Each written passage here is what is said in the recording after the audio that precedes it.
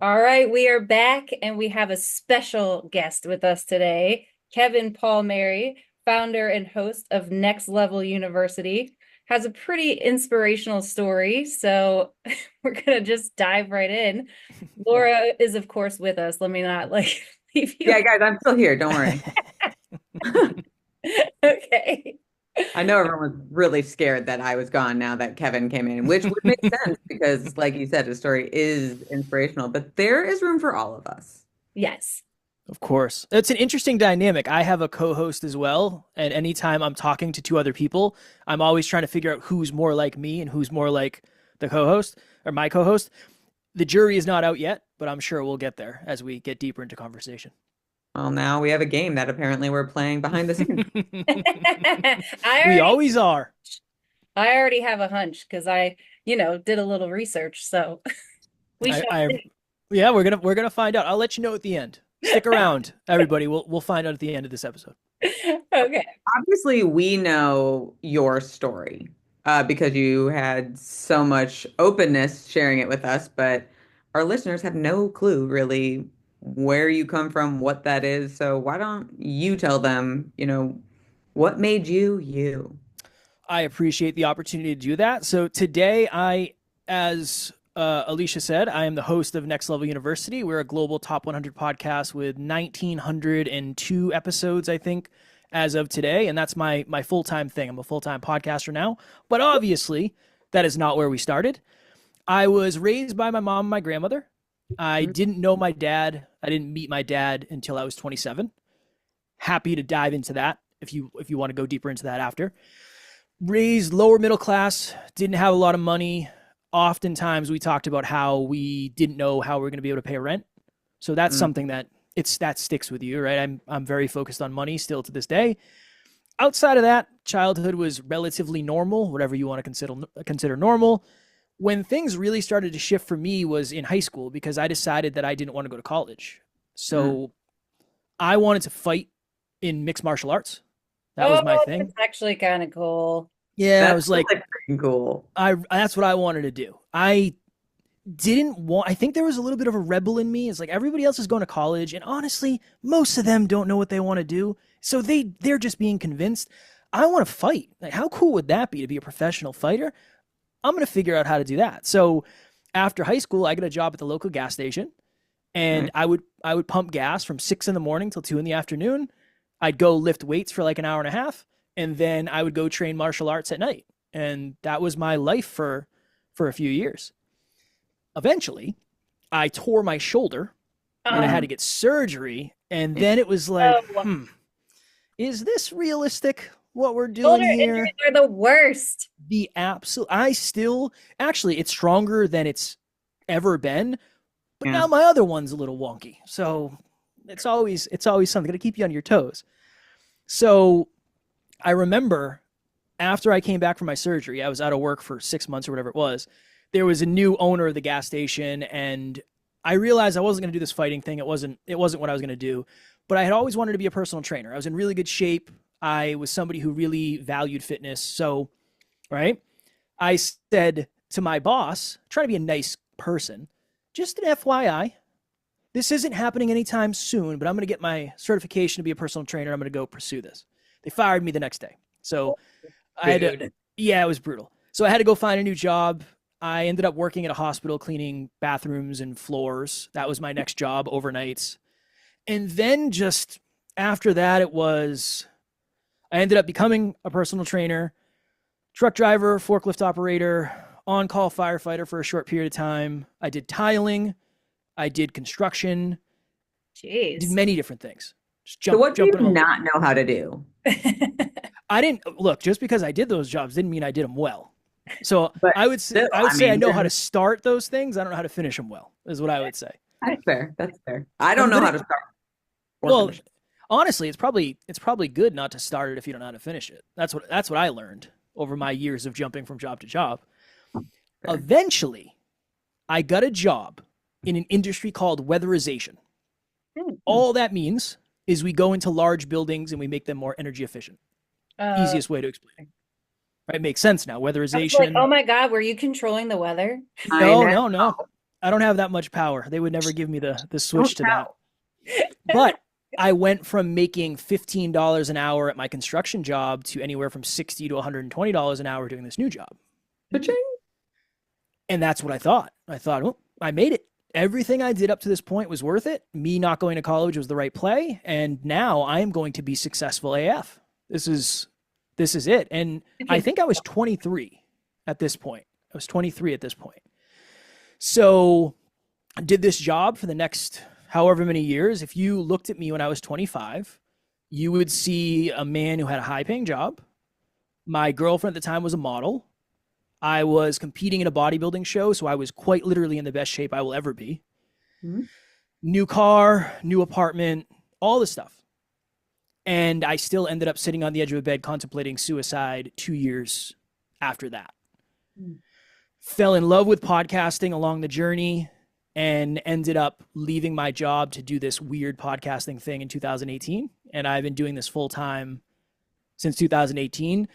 There was very little full-time results in the first 3 years, but I was doing something I love, so I was very fulfilled doing it. And the way I always try to explain it, if I only had like 60 seconds to explain my story, I'm not someone who I don't think most people thought was going to be successful. Nobody in my college has a family degree, a college degree. Nobody in my family really succeeded at a very high level. I somehow found a way to achieve success, and then I realized success wasn't what I thought it was. And then I chose to start over based on fulfillment. And now today I'm more successful and fulfilled than I've ever been, but it's been a weird journey to say the least. Mm. Like a young Jim Carrey figuring it out early. What's his quote? Like, I wish everyone was rich and famous to realize you don't want to be rich and famous to be happy or something like that. Yeah. I wish everybody could, it's essentially, I wish everybody could achieve their wildest dreams to realize that that's not the answer. Yeah. And I think it's true to a degree. If you have problems right now that are purely money related, money's going to help. Yeah. But if it's self-belief and self-worth and trauma and that stuff, money creates the opportunity to get help, but it doesn't necessarily fix the problems in quotations. Oh God, yeah. I was literally thinking about this last night as I was falling asleep. I don't know why, but how like what? It was preparation. Yeah, I didn't even know it, but I was preparing. Um, but similar to you, so in the debate of who you're more like, I'm winning right now, by the way. Uh, I also started as a personal trainer. I've struggled with suicidal ideation as well. Got to success. So like very similar in certain areas. But what projected me into coaching was something I saw in training is people would want to lose weight. They told me if they did, they'd feel comfortable and confident. Like that idea, if I get something on the outside, I'll feel something on the inside, right? Yep. And I was like, okay, let's get to work. I'd help them lose weight. They'd lose 20, 30, 40, whatever their goal was, but they didn't feel comfortable or confident in their skin. And I was like, this is so dissatisfying. What's going on? So I went and found coaching via podcast, ironically. Um, that's actually how I discovered coaching was even a profession. And finally realized that, outside solutions cannot solve inside problems. And I see it all the freaking time how people think, oh, if I just had more of this, or if it's just more of that, then I'll get that. And I'm pretty sure that's like the ego's mantra. If I blank, then I'll get, right? Yeah. Well, it makes sense if you think about it. If you grow up without money, and if you grow up as somebody who feels insignificant, your natural tendency is to think, well, if I had money, that would bring me significance and that would fix all the problems that I've ever had in my life. I think it makes emotional sense and it makes logical sense. But that's why people say money doesn't buy happiness, but everybody wants to find out for themselves. Because you kind of have to realize when I was making really good money back then, it fixed a lot of my external problems, right? I had money in the bank. I could buy $700 worth of groceries. It didn't matter. But internally, if anything, I think there was too much of a delta between what people thought of me and what I thought of myself. That was the thing that broke me. Everybody thought I was the man. I didn't feel like the man. I felt like a shell of a man more than anything. And I want to talk about imposter syndrome. I was so afraid people were going to find that out. They were going to see behind the curtain. They were going to see the cracks and they were going to realize, oh, you're not what I thought you were. Interesting. And the whole thing that kicked off my rock bottom journey is my girlfriend who I spoke about left me. Mm-hmm. because after my bodybuilding show, I was just broken. Just hormones were out of whack. I was depressed. I was anxious. And one day she sat me down and said, "Hey, I'm leaving. You haven't really been pouring into me as much as you promised you would in the beginning." And that was the right thing. She did the right thing. But she said something that it just blew my mind. She said, "I was going to leave sooner, but I thought you might kill yourself." I was like, whoa, how did we get here? How did we get here? And that was a real wake up call, for lack of a better phrase. What did keep you from killing yourself? Man. So the time where it really rubber hit the road, I was traveling for work. And I had traveled the previous year. I spent 10 months living on the road. So I was just fed up. I was anxious. I was homesick long before I left. It was taking a toll on me.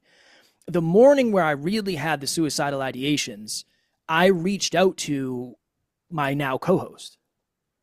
And I said, he was like a wizard to me. He knew so much about self-improvement, and he knew about mental health, and he knew about business, and he knew about fitness, and he knew about relationships. Like, where the hell did you come from, man? So I messaged him and I said, "Hey man, I'm having that dark, I don't want to be here, dark night of the spirit type thing. I don't know what to do." And he said, "Kev, over the last couple of years, your awareness has changed a ton, but your environments have remained the same. I think it's time for you to change your environment." And he said a bunch of other stuff. He's very long-winded, but that's what I remember. He's a wizard. He's a wizard. He's the wisest. I used to call him the wisest wizard. And that gave me two things. It gave me permission to make a different decision. And I think it gave me hope. Here's the answer. Here's the answer of why I didn't kill myself. Because I had hope left. There was still hope. I still had hope for a brighter future. He helped me with that. And it created a countdown in my mind of, oh, this job is not forever. This job it's finite. At some point, I'll have the courage to maybe leave and pursue something I really want to do. And then him and I partnered up. So when I left my job, I had a built-in business partner. And then from there, we were off to the races, just hammering podcast episodes and traveling to meet people and accruing wild amounts of debt to fund it all. But I felt like I was on purpose. I was doing something greater than me for the first time ever. And that's a feeling that I don't know if you can replicate. And for me, I definitely couldn't go back. After I experienced that, I got job offers and stuff. I'm going to figure this out. This is awesome. All right. So that leads me to, what is Next Level University? So Next Level University was built out of kind of my story, and Alan, my business partner, had a very similar story. I had health in abundance. I was the most in shape person in every crew I was in. Super healthy. But my mental health was not in a good place. Emotional, spiritual health wasn't great. I made a ton of money, but every relationship I was in burnt to the ground. And then there was times where I was deeply in love and I let one of the other balls that I was trying to juggle drop. Next Level University is leveling up your life, love, health, and wealth. And that's the ultimate goal. Is it 3 times as hard? Probably. But to me, that's what a fulfilling life is. I want to have financial abundance, but not at the expense of my wonderful marriage. I want to be in phenomenal shape, but I don't want to go broke doing it. Just trying to figure out, how do you get all the things that you want? Started out as a podcast. Then it ended up being a podcast and a Facebook group. And then it ended up being a podcast, Facebook group, email list, one-on-one coaching, group coaching, products and services, a podcast department, a business department, and then it just kind of grew from there. So it's a business that is focused on helping people level up in all the ways that you can level up as a human. Essentially, that's what it is now. So do you have classes, or is it just the podcast? So the podcast is 7 days a week. So every day there's a podcast episode. And then we do group coaching. So we've done 16 rounds of group coaching with 10 people. So we've coached 160 people through that. I right now work with 65 podcasters as clients. And then Alan works with 30 business owners as clients. And then we have certified coaches who have come through our program, who coach people in the community. And that's honestly, that's like a small-ish portion of what happens behind the scenes at this point. It's weird. That's what I'm saying. It's very strange to be where we are today because it's like a legitimate business. We have department meetings and we have a COO and I'm the chief sales officer. It's a whole thing. It's weird. I don't get it. Very strange. It It sounds makes sense. awesome. It sounds awesome. It also like, how is this a real business that I'm doing my life with? But it's so awesome that it so resonates to the point. Like I'm home right now because of the holidays, and I was talking to my mom about my business, and she's like, "Your business is a business." I'm like, "It is, but like it isn't because it's hard. Like we have all these associations about like what it means to be successful, what it means to be healthy, and you kind of touched on a couple buttons that I'm gonna boop real quick. One being like you were in the most abundantly healthy place. And I like how you said it because you then specified like physically, but not mentally and emotionally. And it's something I also kind of started with as a personal trainer of like, okay, you can be in physical health. And I think that's really what we associate when people say healthy, we think physical. And like, I don't know if it's since COVID or since the internet, I don't know, but mental health has started to become one of the pillars that's recognized. So I'm happy that you kind of brought that. But when you were telling us your story, you were saying, you had success, but you didn't have fulfillment, Mm. right? Yes. And one of the things we touched on is like people seek external to solve internal. So for anyone who is listening who might not understand, like how do you know if you have success and fulfillment or just success or just fulfillment? Like what is the difference of that? I mean, I think that's the $1 billion question. I would say fulfillment is doing something from a place of growth and contribution that is beyond you that you feel pulled to do. The podcast isn't about me. It's not about me. It's about impact. It's not about me. I don't work every day because I want to. I work every day because that's the mission, the purpose. I want to change the world. Like I really, really do. I don't just say that. I really want to do it and I'm willing to do what it takes to do it. So I think it's something that's greater than you. And this is a dangerous thing, but I think it's something you do for free. You would do it for free, understanding that if eventually you could do it and make money, it would be the best thing ever. That's how I started this. If I could make money as a podcaster and I didn't have to leave my home, my goodness, what a life that would be. I think the other piece of it is, and I'm curious to both of your takes on this because I'm sure you've studied it. I think a lot of people connect fulfillment and easy. I strongly disagree. I think fulfillment is when you finish something, you sit there and say, I'm really glad I did that. I feel whole. I feel like it poured into me. I feel like it lifted me. That's what fulfillment means to me. And then success is alignment in core values and core beliefs with your core aspirations. That's what I think real success is. One of the reasons I think we get so lost is because we take somebody else's core values and core beliefs and then we adopt them. Mm-hmm. Then we achieve what they would consider success and we end up miserable and we say, what's wrong with me? Nothing's wrong with you.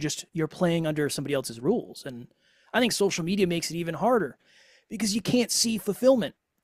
You can see external things, but I think fulfillment is really, really hard to recognize. So that's kind of how I see it. But I'm also someone who thought I wanted all the things that I saw on social media, and then I got many of them and realized, well, that's not really fulfilling to me. So I think maybe my perspective might be different. All right, Alish, what you got? I don't think your perspective's different. I think it's spot on. And I like that you said success is being in alignment with your core values and your core beliefs, because I think, unfortunately, in our capitalistic society, success to most people just means money. And it's like you were saying, you had that and that didn't quite do the trick. But I think it's really hard for people to figure out what brings them fulfillment. Yeah. Yeah, I don't want to say it's a privilege, but I think it kind of is. Honestly, if I'm being honest, I fell into podcasting by accident. And so this is the other thing too. And again, this is my perspective. I'm weird as heck. Let's run with it. I think most of us have some sort of inkling of what our purpose is. We Hmm. want to help either a person or a thing accomplish a certain goal or avoid a certain pain in a unique way. It's kind of the blueprint for a purpose, from my perspective. I think where we get caught up is the vehicle. The vehicle is, how do I deliver my purpose to the world? I'm not supposed to be a podcaster. Podcasting didn't even exist when I was born. I'm supposed to, using my voice and or words, help people raise their awareness so they can avoid the pains that I couldn't.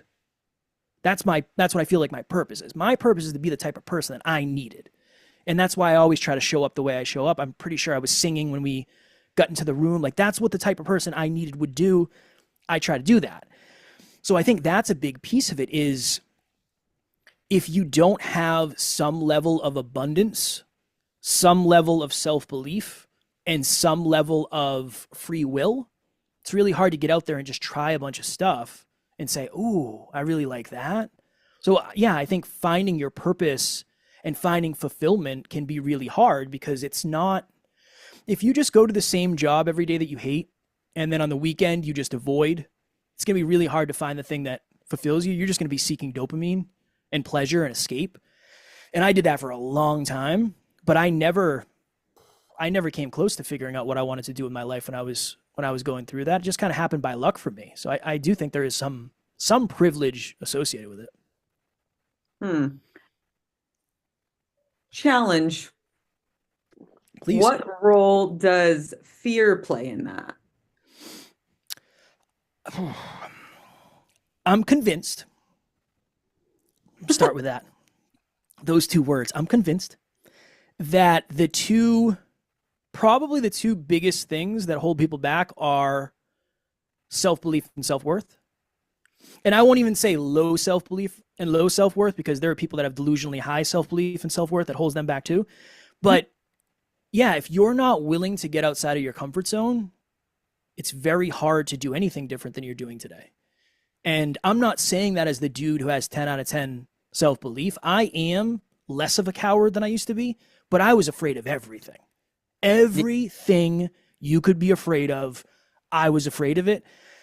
And I've noticed a correlation between the more courageous I become and the better opportunities I get, and the better opportunities I say yes to, Yeah, I not like, just get. because I think to a degree privilege plays a role. Like if you don't have safety and like stability, you know, being able to pursue something in alignment with your purpose absolutely can be a privilege.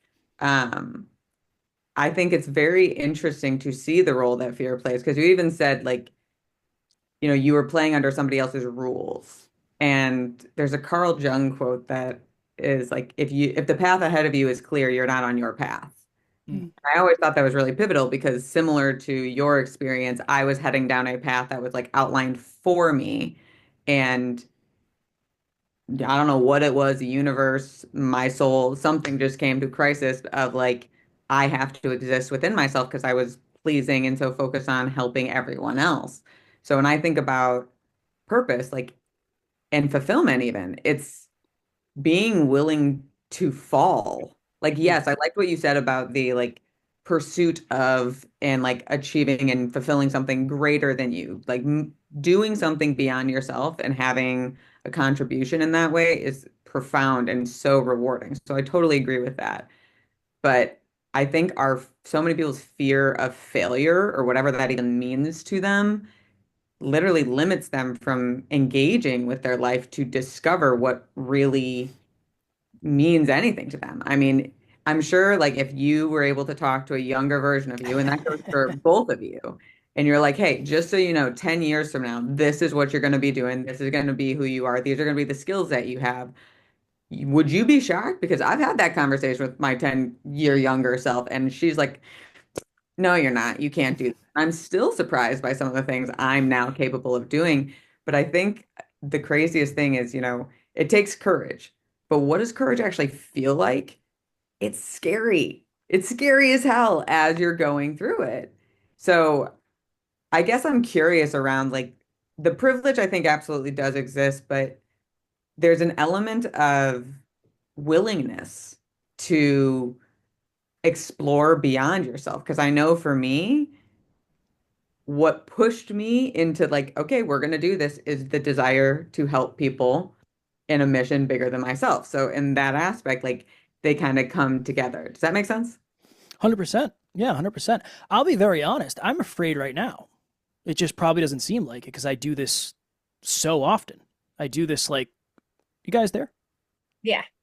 Okay. You both of your videos froze. I didn't know if it was on my end. No. Okay, now you're back. Cool. All right, here we go. Let's get back into it. Yeah, being very honest, I am afraid right now. It probably just doesn't seem like it because this is kind of my. I'm afraid in my comfort zone. Like this is What my are you comfort. Saying something stupid to two people that have studied this more than I have. That's What one. is stupid? Oh, she's Blatant, going into coaching mode. Watch out. blatantly incorrect and or uh, accidentally toxic. Oh, goodness. We all I say would say. accidentally toxic. Yeah. Well, yeah, fair, right? But for me, my goal is always I want to make sure that I do the best I can, and my goal is to help as many people as humanly possible. So I'm always trying to think of like, what's the best word? What's the best story? You know, what's the best way to word it? But I have imposter syndrome all the time before I do interviews. I went on an interview like 8 months ago, and I always research. I researched you guys. I looked. You're on Spotify video. Just came back on YouTube, full video, strong work, love it. And this show that I was researching, she was a doctor for NASA. She was a space doctor. I thought that was fake. I thought that was stuff that you saw in movies. Didn't think I'd ever be talking to one.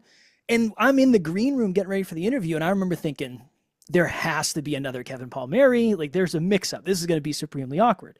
But it went super well. And I locked that down as proof. That's proof. Next time, let's look at the most recent relevant proof. That's how we get through it. But I think one of the most common misconceptions is you hear this out there all the time. And I think this is the worst advice ever. If your goals don't scare you, they're not big enough. I think life is scary. The last thing you should do, unless you're like my business partner and you have level 12 out of 10 self-belief, the last thing you should do is set goals that scare you. You should set a goal that you can accomplish, and then you can double down and reset. And then you can reset. So Laura, very honestly, I think if this version told how old am I? 25-year-old Kev, he would say, dude, get out of here. And I don't even want that because I don't think I'm capable of achieving it. I had an opportunity recently, full circle, and then I'll get off this rant. Full circle moment. I appreciate it. I got an opportunity to speak with one of my mentors. His name's Evan Carmichael. He's like the YouTube guy, super successful. Tony Robbins, Gary Vee. He knows all the guys. Not Gary V. He knows them all. He knows them all. And I got the opportunity to go speak in Toronto, and I wanted to say no. But I knew I couldn't. Purpose. I didn't want to. Alicia, I was like, make something up here.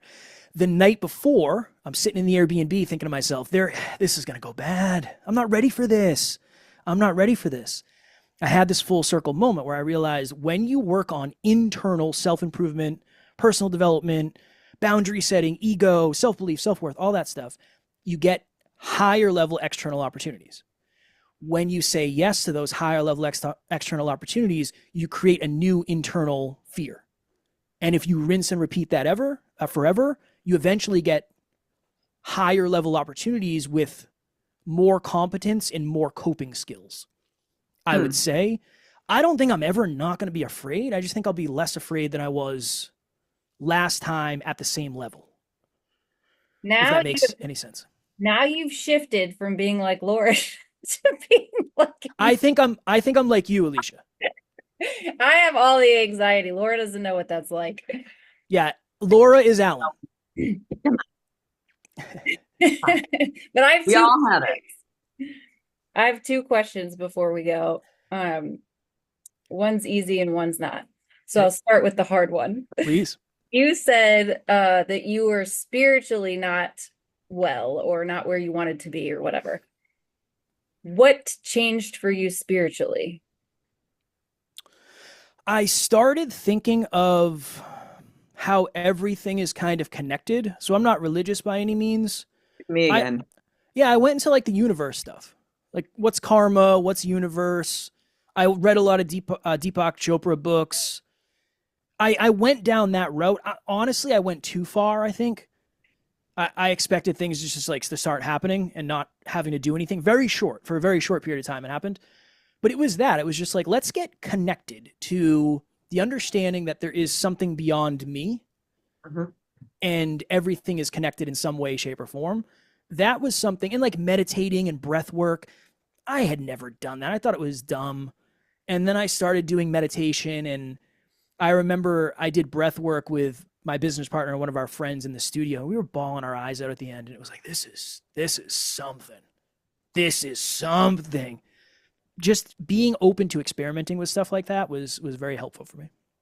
I love that. Do you have anything you want to say to that before I go into my next I question? have a million thoughts, but I don't want you to forget your other Oh, question. I wrote it down, so you go ahead. Okay. What I'll add is, you commented how you didn't identify like as super religious, and I was the same way. Like Alicia might make fun of me sometimes for being a little too spiritual, but it's very much, in my opinion, how I get through hard times is understanding like there's something greater than me, and there's a reason for this rejection or this redirection or for this mistake. Like it's purposeful, which makes pain feel a little bit more, I don't know if worthy is the right word, but just like it matters. Like I'm doing something with it. It's building something. It's serving me in a certain way so then I can serve someone else. Mm. So for me, I didn't understand really the difference between being spiritual and being religious, but it's very interesting, fear and faith. And I literally read this quote today. Fear and faith share the same characteristic. They ask you to believe in something that isn't real. And it's kind of like when you hear when people say like, rather than just thinking about what could go wrong, think about what could also go right. And I would even take it to a different level of spirituality. Sorry, Alicia, not really. Of maybe whatever is supposed to happen, whether it's the path you hope to go down or the relationship you hope to work out or what you want your life to look like. Maybe it's not supposed to go the way you think it's supposed to go. And maybe our job is actually just to like embrace our life, live it, and, just take the moments and ride the waves and do our best to create fulfillment and embrace purpose along the way. I think humans want to be guided. Mhm. I think that's what we're looking for from spirituality or religion. We want to feel guided. We want to feel like there's something more to this life than the day-to-day stuff, and we want to connect dots that we can't connect yet. So yeah, I 100% agree with that. As I've evolved, this is a weird thing. Evolved, that sounds so pretentious. As I've Your become fault. more Your fault. self-awareness, I appreciate it. As I've become more Transcendent. self-aware, a transcendent, yes. As I've become a wizard, I I now have more belief in myself. So Mhm. now my thought process is, and this is very strange for me to say because this is not something I would have said 5 years ago. No matter what happens, we'll figure it out. We're going to figure it out. I love That. Yeah. But a lot of that's my business part. 12 out of 10 self belief. There is nothing he doesn't believe he can't do. He tried to run a marathon on 2 days' notice with no hydration just because. Like, that's the type of human we're talking about here. But that's inspired me to say that. We're going to figure it out. Even if I go do the speech and I get laughed off stage, I can go back into the shadows and I can do the work. And next time, I'll blow them away. Next time. But that's new. That is a new competence. That is a new tool that I didn't have for the first 32, 33 years of my life. Did it replace something? Yeah, I think there's something called productive paranoia where there's measures of some of the most successful business owners or businesses in the world, and one of them is productive paranoia. You're always thinking of what could go wrong. I still have that, but I don't have anxious preparation as much as I used to. If I was interviewing you two, I would have prepped for like 4 hours back in the day. I would know where you grew up. I would know your entire story. I'm not saying I wouldn't learn anything from you. I would, but I most likely wouldn't learn anything about you because I would find everything I could. Because my fear was I'm going to forget the question. I'm not going to ask the right thing. Mm. I over prepped because of anxiety. That has kind of leveled out. I won't say it's gone away. We'll say it's leveled out. I love those kind of people. I want them on my I interview people. I like a little anxiety in a person. And I mean, like, I need you. I also feel like it kind of keeps people humble. Like a little mental illness keeps people humble. And I like that. I like a little It's fair. in a person. Well, it kind of puts you in the position of power too. It's like, oh, okay, you're not above me, quote unquote. I used to love when guests would show up 5 minutes late because it's like they're nervous now. They're a little bit nervous. I'm in the power position. This is gonna be fine. I used to love it. And it was always, I used to tell Ellen that. He's like, dude, why do you care? Trust me, it puts me I'm in a better light now. I'm gonna be okay. It was a weird tick I had. That's an interesting perspective. All right, hit it with what was your other question, Leash? Dang it. Now I have two more. Hammer them all. We still have 17. I'm happy to stay. I'll stay as long as you want. Okay. Both of you said something that sprung this next question. First of all, let me just defend myself because I have. Are you anxious? Okay, I love it. I am opposed to structured religion, and anything that feels like that, I just bulk against, I think. So I think that's why Laura was saying what she was saying. But you were quoting Carl Jung, and you said, if your path is clear, then you're not on the right path. How does that go with manifesting? I think it's about the how, personally. I feel like people get too attached to the how, like how they get there. Like when you're manifesting, you're connecting, envisioning, feeling, thinking, being whoever you need to be to manifest whatever reality you want to manifest. But if you want to, have the biggest business in the world or whatever, like how you get there isn't necessarily what you manifest being there. And I think the differentiating factor is people get very attached, but like how, because they want to know the next steps. And I think that's kind of the challenge. What would you say, Kev? I'm Oh, calling I you. don't know. You're putting us up against one another here. I feel like we're on a game show. Okay, let me You win can this. totally have a different opinion. I love that. I don't see, man. I used to think everything was about manifestation. And then we started interviewing people who talked a lot about manifestation. And then I started to hear the confusion that manifestation creates. So we interviewed someone one time, and one of the things I'm most afraid of and I'm most disappointed in and regret is I didn't push back. I just let them do it, and I was like, whatever. They said after I got aligned, I manifested 25 pounds weight loss. It's like, well, no, you quit binge drinking and eating garbage food. You just said that. Like, that's why you lost the weight. I'm a personal trainer. I've been studying this for years. I understand how it works. It wasn't that you energetically got aligned. It's you change your behaviors. And when you change your behaviors, you change your results. So I think manifestation can be super empowering.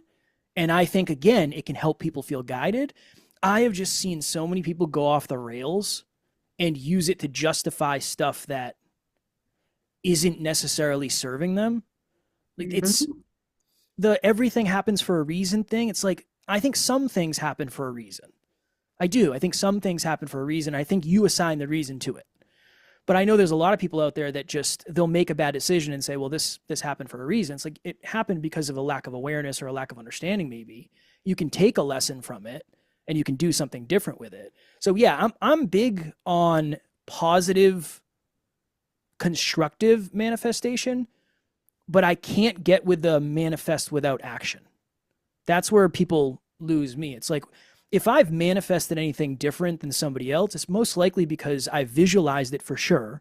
I've emotionalized it. I mean, I've imagined this for a long time, but I've also worked 12-hour days every day pretty much for the last 6 years. Right? And that's a big piece of it too. And I think sometimes people want to leave that part out. So I'm always hesitant on that. We were supposed to have a very big guest on our podcast, and this was the last time we ever scheduled a guest. And I remember seeing a post from him and it said, if it's meant to be, you can't screw it up. And I remember thinking, yeah, we're not going to have him on. We're not going to have him on. I can't perpetuate that message. That is just abandoning all responsibility. If it's meant to be, you can't mess it up. That's a justification. Just like if it's not meant to be, it's always going to get messed up. I don't agree with that either. I think you can try to fit a square peg into a round hole for a long period of time, and you can make it work eventually. So that's my rant on manifestation. Whittle away. I think you can. How many people have done it, right? I know a lot of people that have gone outside of their core values and core beliefs and achieved success. It's just not sustainable. There's a difference, right? Yeah. Sustainable is definitely a factor when thinking of success, fulfillment, all those things. Yeah. I do have a curious question, not because I disagree with you, but I'm just curious how you think of it. Because yes, action, like manifesting without action doesn't do anything. I totally Right. agree with you. And I remember listening to Tony Robbins talk about the dessert cart in Las Vegas and how he always wanted the dessert cart. And so he manifested like seeing the dessert cart and like seeing it go by it and like seeing himself like have a sip of his water with a lemon in it. And like that was like the moment he was manifesting. And then when it got to that moment, it made it easier for him to redirect that. And like he was building those neurons. So like the whole lose 25 pounds, like, no, you made different decisions. Yeah, you're totally right. As we've kind of touched on the power of belief a little bit, what you were believing about yourself in terms of like, I'll figure it out now, whatever happens. And like even your partner who has like 12 out of 10 self-belief and assurance, right? Do you think that manifesting, if you do it regularly, improves people's belief in themselves that then can foster the like actionable things they need to do to change their behavior? Whew. I would say I think there's a difference between believing in what you're manifesting and believing in your own unique capabilities. So I think as long as you're building up your skills and you're building up your competence, yeah. I think visualization is amazing. And I think imagining yourself in a different reality is amazing. But I don't think it's going to lock in unless you become, and you said this, or you become the type of person that's capable of attracting and sustaining that. Mhm. A lot of people talk about the attracting. They don't talk about the sustaining. Mhm. They don't talk about that. People say, well, Kev, you have 1,900 episodes and 1 million listens. It's harder to sustain that than it was to get to it. Right? Once we got to it, that was done. That's done now. Now we have to figure out how to keep going. So yeah, I think I agree with you on that front. And as long as your skills are matching your imagination, then I think you're going to be in a really good position. Unfortunately, what I've seen often is the people, and again, I'm not talking down to you if you're listening. The people who often like manifestation the most are the people who have the least self-belief. I don't think manifestation is ever going to be a replacement for self-belief, because at the end of the day, your self-belief and the way you look at yourself and your competence, that's going to allow you to accomplish a lot of stuff in life. So yeah, I think that's a big piece of it that often gets left out, because if you're believing more in something else than you're believing in yourself, I think that's always a potentially dangerous game, because what happens if you lose that thing? Then where are we? Up Shit's Creek, I think. Out of control. Potentially, right? Unless you find something else. But I don't know. I think it's dangerous to give something else the power of what you're creating in your life. I mean, state prove self-assign. You want to build self-belief, state prove self-assign. Did the universe do a good interview today, if this was considered good, or did I? Well, the universe helped, but I'm the one who's done the 1,900 episodes, right? So like, I want to make sure I give myself credit where I need it, because if I don't, I'm going to believe the universe did this more than I did, and I want to make sure that I feel in control. That's the current perspective. Will that change? Most likely, and that's the beauty of it. Everything's subject to change. Always. That's the only constant in life, right? Mm-hmm. Okay. Are we ready and for taxes too? Taxes are constant too. Taxes. Trump didn't pay them. Oh. Well, that doesn't matter though. You can get away with that at a certain level, Wesley Snipes didn't pay him either, and I think they got him eventually. Good point. Um, I'm sorry that slipped out. You ready? Are you ready for my last question, or did you have anything else you wanted to add there, Laura? Me? No, Yes. I'm good. Go, Okay. go, go. Hit You it. said that you wanted to change the world. So my question is, how would you change the world? That is a loaded question because I don't think we'll ever get a trophy that says, "Hey, Kev, congrats, you've changed the world." Because I guess we're all changing the world in our own unique way every single day. I like that perspective. I appreciate that very much. Honestly, it's already happening and it'll never fully happen at the same time. That the goal is just to do as much as I can to improve as a human, to improve as a partner, as a business partner, as a leader, just as a person, right? At the end of the day, I think that matters more than anything. That's the legacy, how people think of you, how people feel around you. And I guess eventually we'll get to a place where somebody says you're impacting more people than anybody else. And be like, all right, cool. I guess that we accomplished the mission in other people's eyes. Maybe that'll help me feel like I accomplished the mission in my own eyes. But it's going to be the same thing, right? It's not like we're going to stop when we get there. It's an infinite game. We're doing this forever, and I didn't do this because I want to retire. I want to work less. I work more than I ever have, but it's more aligned than it's ever been, and the stakes are higher, and the opportunity to impact people is higher. So if anything, the more quote unquote successful we get, the more opportunity we get. And on the other front, the more responsibility we have to make sure that we don't ever lose sight of why we started this at the beginning. So yeah, I think it's the paradox of I'm already doing it in my own unique way and I'll never actually do it. Those two things, juggling those two together at the same time, I would say is where we're at.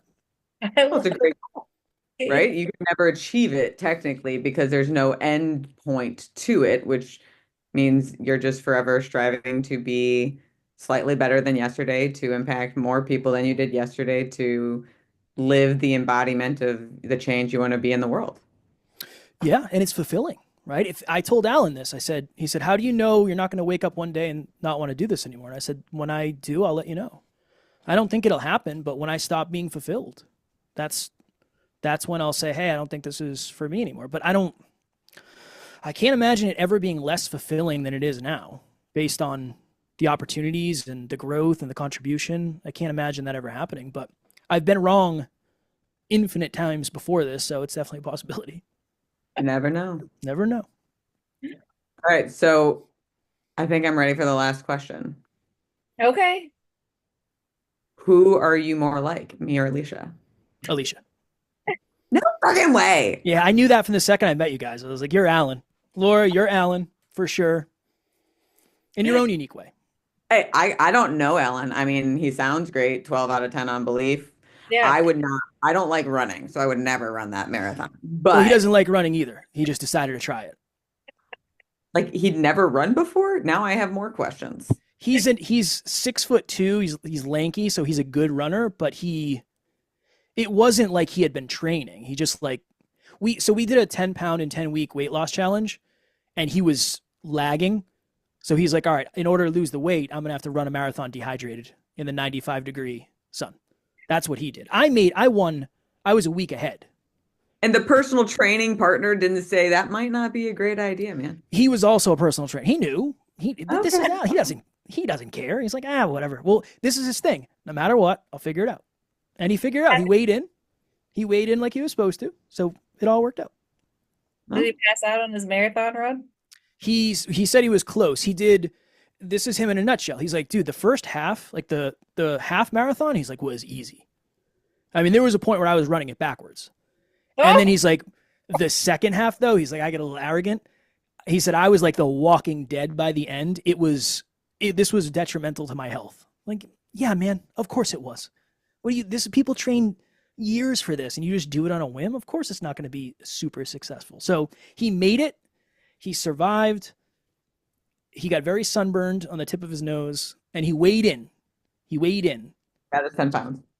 He lost his 10 pounds. The agreement we had with ourselves and the community is either we lose 10 pounds in 10 weeks or we don't get to record a podcast episode. And at that point, we haven't missed a podcast episode in whatever it is, 6 years or something like that. So we were planning on making sure that we accomplished that no matter what. And again, anxious Kev, I finished 2 weeks ahead of schedule.